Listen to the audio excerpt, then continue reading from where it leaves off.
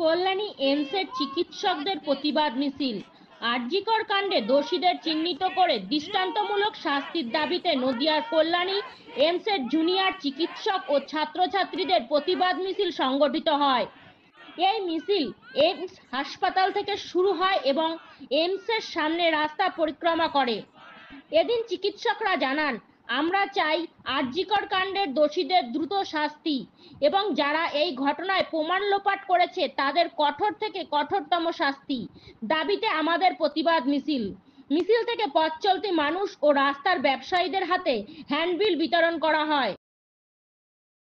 5ই September supreme court থেকে বলা হয়েছিল যে কলকাতা পুলিশকে একটি রিপোর্ট জমা দিতে আরজিকর অ্যাটাকের উপরে এবং সিবিআইকে রিপোর্ট জমা দিতে এই ধর্ষণ খুন কাণ্ডে ওনারা কতটা ওনাদের তদন্ত এগিয়ে নিয়ে গেলেন সেই ব্যাপারে। কিন্তু খুব সম্ভবত সুপ্রিম কোর্টের জাজের শরীর অসুস্থতার কারণে হিয়ারিংয়ের ডেটটা পেছায়। তো আমরা সবাই জানি justice delayed is justice denied. আমরা অভয়ার এই মৃত্যু এবং খুন এবং ধর্ষণ রহস্যের যত তাড়াতাড়ি সম্ভব জাস্টিস চাই, বিচার চাই দোষীদের, এবং যারা প্রমাণ লোপাট করেছে তাদের কঠোর থেকে কঠোরতম শাস্তি যত তাড়াতাড়ি সম্ভব আমরা সেটাই চাই। সেই কারণেই প্রতিবাদ জানাতে আমাদের আজকের এই মিছিল। মধ্যে দিয়ে দেখা গেছে বিভিন্ন ব্যবসায়িক এবং পথচলতি সাধারণ মানুষের হাতে একটা হ্যান্ডবিল দেওয়া হয়েছে। কি উদ্দেশ্য?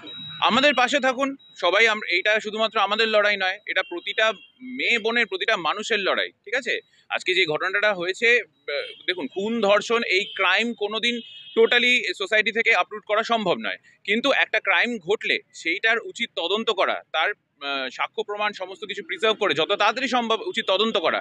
সেইটা যদি একটা হাসপাতালের মধ্যে খুন মানে একজন চিকিৎসকের সাথে না হয়, তাহলে আপনারা চিন্তা করুন এই ঘটনাটা যদি আজকের পথে ঘাটে অন্য কোনো মহিলার সাথে হতো, তাহলে সেক্ষেত্রে কি হবে?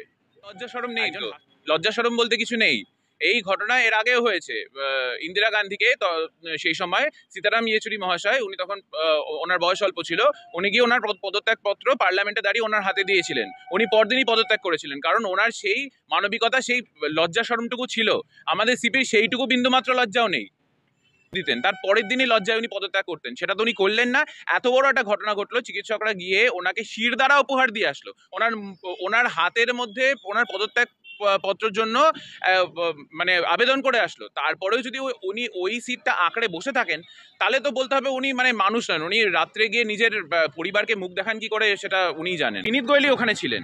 চার্জশিট যেভাবে ফাইল করা হয়েছে, কোর্টে বলা হয়েছে এটা তো খুব লুজ কেস।